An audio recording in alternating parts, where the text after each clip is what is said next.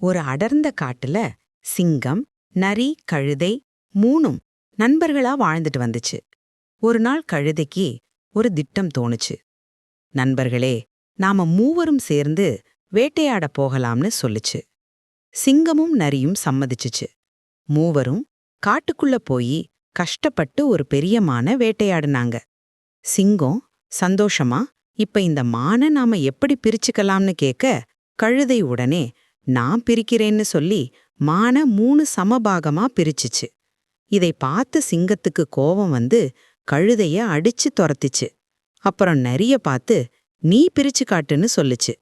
நரி ரொம்ப புத்திசாலித்தனமா மானோட பெரிய பகுதிய சிங்கத்துக்கு கொடுத்துச்சு, மீதி சின்ன பகுதிய தனக்கும் கழுதைக்கும் பிரிச்சுச்சு.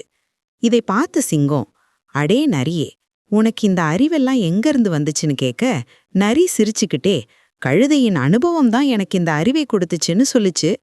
சிங்கம், சபாஷ், உன்ன மாதிரி ஒரு நண்பன் கிடைக்கிறதுக்கு நான் கொடுத்து வச்சிருக்கணும்னு சொல்லுச்சு.